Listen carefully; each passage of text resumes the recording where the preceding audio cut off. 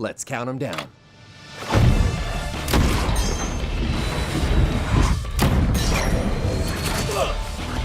Hi LEGO and Marvel fans, gather round! We all have a soft spot for the one and only Deadpool, and guess what? My collection is already shaping up quite nicely. You can totally dive into some cool videos I've made. The links are in the description below, waiting for your click. But recently, a super cool subscriber dropped a comment asking if I could build a Bionicle-style Deadpool. Now, I've searched the internet, but the official LEGO gods haven't blessed us with one yet. So today, we're checking out another one of those LEGO alternative construction sets. And hey, if you've got a brilliant idea for something you'd love to see me build on the channel, don't be shy. Drop a comment and I'll do my best to find what you want and build it. Alright, let's take a good look at our star Deadpool. As I said, this isn't real LEGO. I couldn't find an actual LEGO version of Deadpool that looks like a Bionicle. But hey, check out his awesome face and head. I really like it. I can tell you right now, it makes a great first impression. I'm a big fan of these Bionicle-style figures in general. Mostly, I'd say they're perfect for anyone who wants to actually play with them. Bionicle-type figures aren't always the best for just sitting on a shelf looking pretty.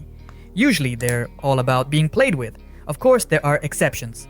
Usually, those are the Bionicle-inspired figures with lots of little pieces and extra plates all over them. And the best example of that, it's definitely this Darth Vader. Wow, he really is something else. Take a look at those legs, those platforms on his calves. You know, a lot of times with Bionicle-style figures, the calves aren't even there, and they look kind of sad with this bare skeleton. The back here is also really well done. It's so common for these kinds of figures to only have plates on the front, and the back is just empty. Like with that Spider-Man, for example, I'm showing some clips from the video where I built him. You can watch it too if you haven't seen it. Even though his back is just bare robot parts, he's still a really cool figure.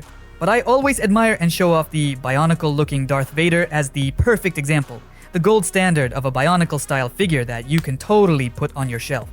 He's just that great. Alright, but let's swing back to our pal Deadpool here. He's probably not going to be a showpiece, not the kind of figure you just put on a shelf to admire. Nope, this looks like it's all about playtime. Since there aren't a ton of tiny bits, the plates seem pretty simple. But hey, that's a good thing when it comes to the price. This little dude won't break the bank.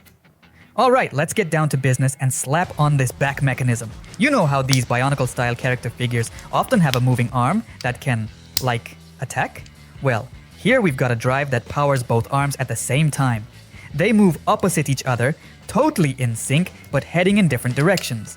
Looks like our Deadpool is going to be quite the dual-wielding master.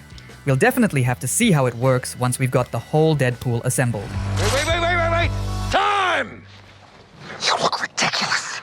People have waited decades for this fight. It's not gonna be easy. Baby knife, you shoot the double, you take him down. For now, let's check out how the mechanism itself works, see how smoothly it glides. And hey, I'm liking it.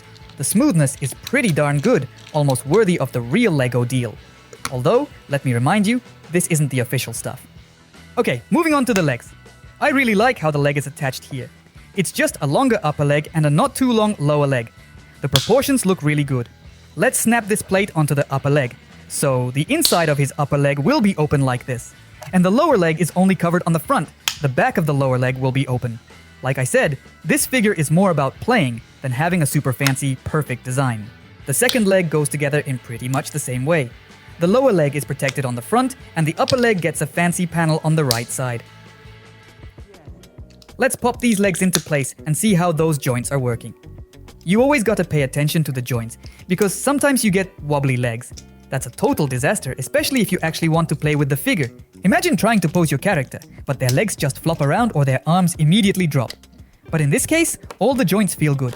All the little pieces fit together, nice and snug.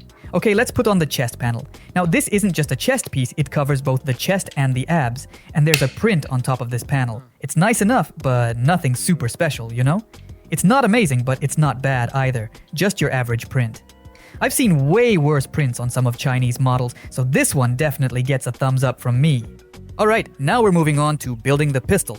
Even in the pictures, the design of this thing had me scratching my head a bit. I couldn't quite figure out what it was supposed to look like. I mean, from a distance it looks okay, kind of like a pistol. But when you get into the nitty-gritty details, it's a bit odd. See? I can't say I'm a huge fan, but hey, whatever. You could always get creative and swap it out for any pistol you like instead of the one it comes with. Now this thing on the left? That's just plain weird. Seriously, this strange doohickey is supposed to go in here. I have absolutely no idea what it is. It looks totally goofy. I don't like it, it looks kinda ugly. I'm double checking the instructions here.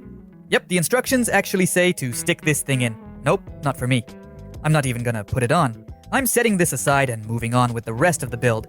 Next up, we've got the arms to put together.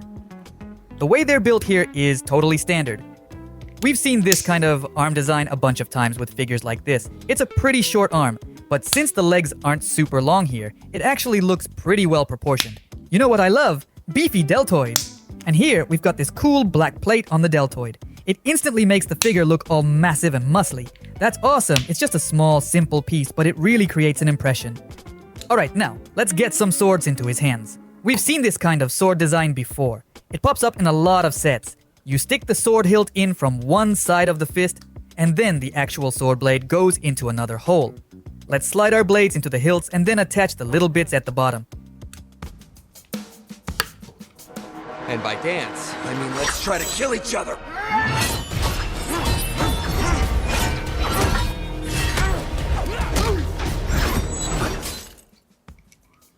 So this is what the sword looks like with a huge handle. It looks pretty epic, but I'm not really sure why the sword is designed like this.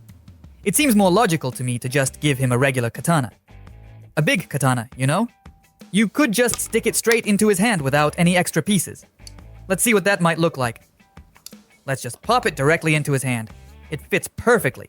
Looks pretty cool, though a little odd. It's hitting something inside. You can use a little force and push the sword deeper into his fist. It goes in easily and looks great. I think this would be a better design choice. Although I guess this katana probably looks a bit too short for such a tall Deadpool. And these swords that the designers gave Deadpool do look a bit more professional, I suppose. Yeah, maybe. But what do you guys think? Let me know in the comments which of these swords you like better. The katanas or this bigger ones? Alright, let's finally pop that head onto our Deadpool. Like I said right at the start, I really liked it straight away.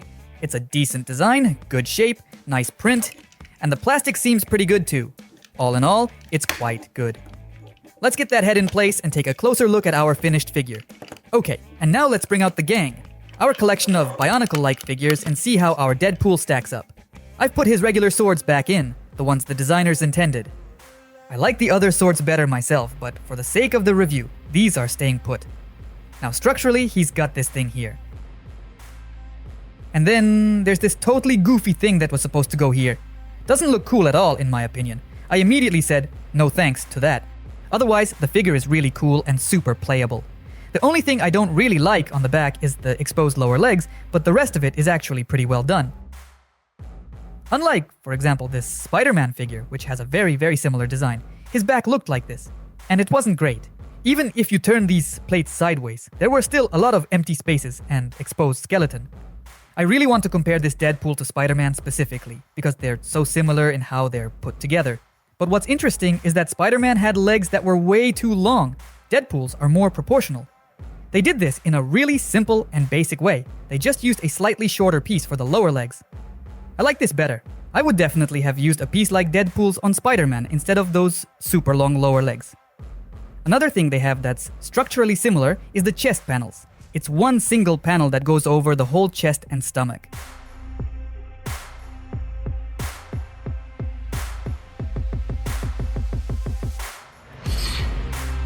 For example, we also have this Bionicle like Darth Vader, but he's made at a higher level. His chest panel was made of two parts, one piece here, another there. The control panel was inserted separately. Darth Vader looks awesome. He's made at a significantly higher level than these other figures, thanks to the large number of details, of course. But this can get in the way of playing. This Darth Vader is fantastic for standing on a shelf, but these other figures are fantastic for playing. I also want to compare this Deadpool to other, slightly smaller but still very Bionicle-like figures. Here, for example, we have Shredder from the Teenage Mutant Ninja Turtles collection. We also have the turtles already assembled. You can see Donatello and Leonardo standing there, and the remaining ones will be built soon. Here's Raphael, for example, and we still have Michelangelo left. Here the figures are made less tall, which is actually quite convenient if your goal is to play. And here with Shredder, what I like is that he also has an unusual panel. It's made of two parts. First, there's this panel that attaches to the Bionicle-like skeleton, and then there's this chest plate. Thanks to this, you can create a more muscular, massive, powerful chest. the Teenage Mutant Ninja Turtles use a single panel for the whole body. This is all very convenient for playing these simplified designs. And we also had this Bionicle Skull Warrior. So, let's talk about what I ended up liking and not liking about this Deadpool. Let's start with the things I wasn't too keen on. I wasn't a big fan of these swords. Leonardo had very similar ones, as you can see in these clips from the video. But the set also came with these other ones, and if you wanted, you could easily swap them out. But with Deadpool, this is the only set of swords you get. Luckily, I have a bunch of spares, so I can give Deadpool these ones which I like better. That's the first thing I didn't love. The second thing is that I generally prefer it when there are more closed-off details. They could have added some lower leg coverings. For example, it was done really simply on that Darth Vader figure. The lower legs are covered with a plate like this. It looks really cool. Also, I'd say the back is a bit plain, but overall it's okay. The pistol could have been a bit more interesting, I think, and this mechanism here, in my opinion, well, it's kind of pointless. I don't really see much use for it. Although, it's definitely a very classic element for Bionicles. Pretty much all of them have something similar, but in my opinion, it might get in the way a little during playtime. Now, let's talk about what I really liked. I love the design of the head. It looks really good. The plastic quality is decent too. But I actually like this head design a bit more than Spider-Man's, which was a mask that went over a Bionicle head, a mask that you put on. I like this fully unique head a little better. Overall, it's a pretty good set if your goal is to have something cheap and cheerful to play with. For display, it probably doesn't look impressive enough. For that, as I said, something like Darth Vader is always better. By the way, that Batman over there? I'm not a huge fan, it's one of the most controversial sets in my collection. You can check it out. A link should pop up here. I was a bit disappointed with that set. If you're thinking of buying it, watch that video before you do. Well, there you have it. We've built a Deadpool at a subscriber's request. So, a reminder, if you want me to build something, let me know in the comments, and I'll do my best to put it together. Now, let's take a look at the final result.